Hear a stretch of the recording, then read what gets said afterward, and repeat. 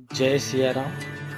आज हम अपने तर्क की प्रस्तुति में एक नया तर्क लेकर के आए हैं रामचरितमानस के साथ न्यूटन के नियम। हम अभी जो यह एक क्लिप आपको सुनाएंगे, जो कि क्लिप में श्री राजन जी महाराज आपको एक विचार प्रस्तुत कर रहे हैं। आप लोग पढ़े होंगे, to every action there is an equal and opposite reaction. हाँ, किसने खोजा? न्यूटन ने। लेकिन न्यूटन के बाबा के जन्म के पहले गोस्वामी तुलसीदास जी मानस में लिख के गए हैं। अभी न्यूटन को छोड़िए, उनके बाबा जन्म नहीं लिए थे।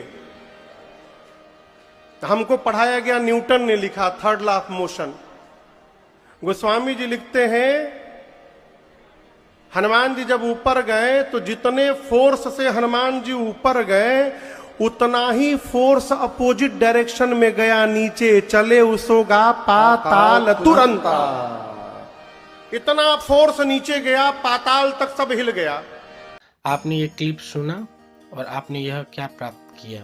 आपने यह प्राप्त किया कि यह पर न्यूटन के लाभ रामचरितमानस के चौपाई से लेकर के एक विचार प्रस्तुत किया गया है। इस चौपाई में सुंदर कांड से लिया गया है, जहां पर हनुमान जी द्वारा लंका में प्रवेश के पहले अपनी गति आरूढ़ को यानी गति को प्रदान कर रहे हैं, और उस गति के नियम जो तीसरा है न्यूटन थ्रस्ट ऑफ लॉ के अकॉर्डिंग क्रिया प्रतिक्रिया का नियम है।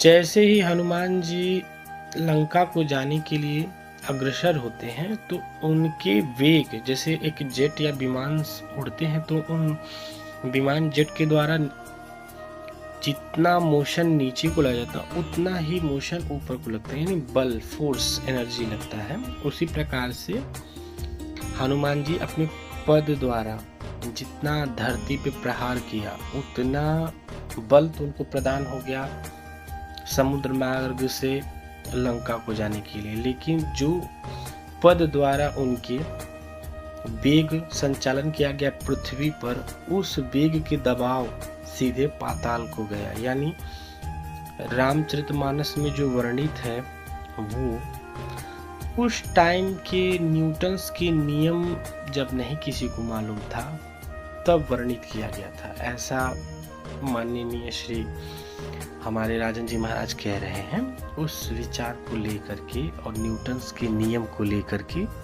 देखा जा रहा है। तो आप